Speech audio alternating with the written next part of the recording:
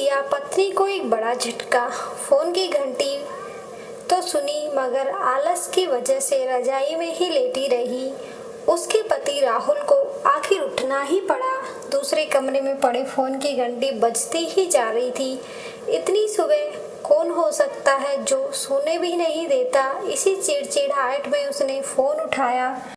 Hello, कौन? तभी दूसरी तरफ से आवाज सुन सारी नींद निदर खुल गई। नमस्ते पापा।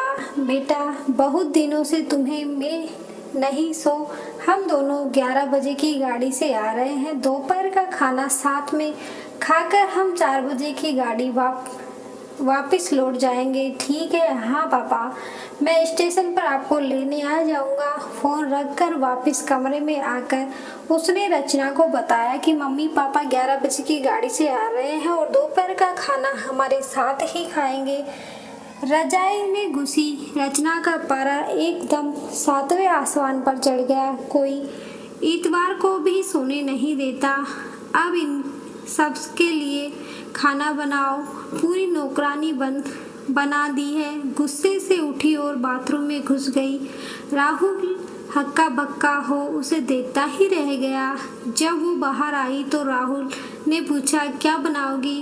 गुस्से से भरी रचना ने तुरंत जवाब दिया, आप को तल के खिला दूंगी। राहुल चुप रहा और मुस्कुराता हुआ तैयार होने में लग गया। स्टेशन जो जाना था। थोड़ी देर बाद गुस्सेल रचना को बोलकर वो मम्मी पापा को लेने स्टेशन जा रहा था। वह घर से निकल गया। रचना गुस्से में बड़बड़ाते हुए खाना बना रही थी। दाल सब्जी में नमक मसाले ठीक है या नहीं की परवाह किए बिना बस करती चली जा रही थी। कच्चा पक्का खाना बना।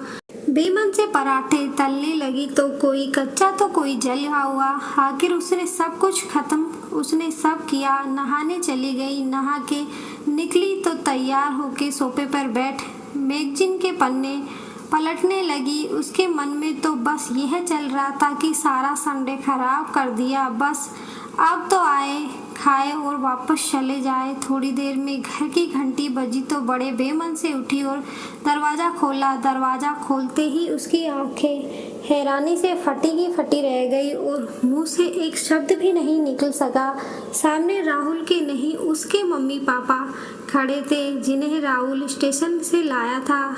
मम्मी ने आगे बढ़कर उसे झिंझोड़कर, अरे क्या हुआ? इतनी हैरान परेशान क्यों लग रही है? क्या राहुल ने बताया नहीं कि हम आ रहे हैं? जैसे मानो रचना की नींद टूटी हो। नहीं मम्मी, इन्होंने तो बताया था, पर रे चलो आप अंदर तो आओ। राहुल तो अपनी मुस्कुराहट रोक नहीं पा रहा था। कुछ देर इधर उधर की बातें करने में बीत गया। थोड़ी देर बाद पापा ने कहा, रचना गप्पे ही मारती रहोगी या कुछ खिलाओगी भी?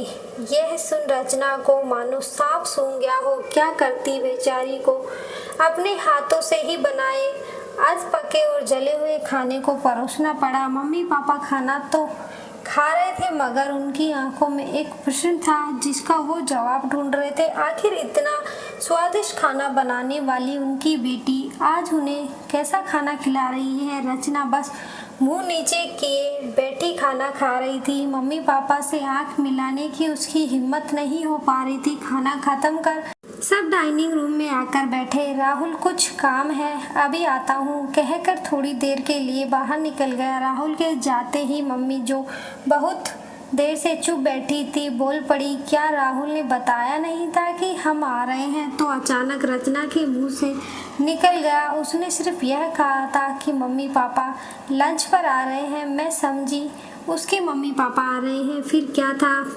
रचना की मम्मी को समझते देर नहीं लगी कि ये मामला है। बहुत दुखी मन से उन्होंने रचना को समझाया, बेटी हम हो या उसके मम्मी पापा तुम्हें तो बराबर का सम्मान करना चाहिए। मम्मी आए पापा क्या कोई भी घर तो खुशी खुशी अपनी हैसियत के मुताबिक उनकी सेवा करो। बेटी जितना किसी को सम्मान दोगी उतना तुम्हें भी प्यार और इज्जत मिलेगी। जैसे राहुल हमारी इज्जत करता है उसी तरह तुम भी उसके माता पिता का संबंधियों से इज्जत करनी चाहिए। रिश्ता कोई भी हो, हमारा या उसका, कभी फर्क नहीं करना चाहिए। रचना की आंखों में आंसू आ गए और अपने को शर्मिंदा महसूस कर उसने मम्मी को वचन दिया कि आज के बाद फिर ऐसा नहीं होगा।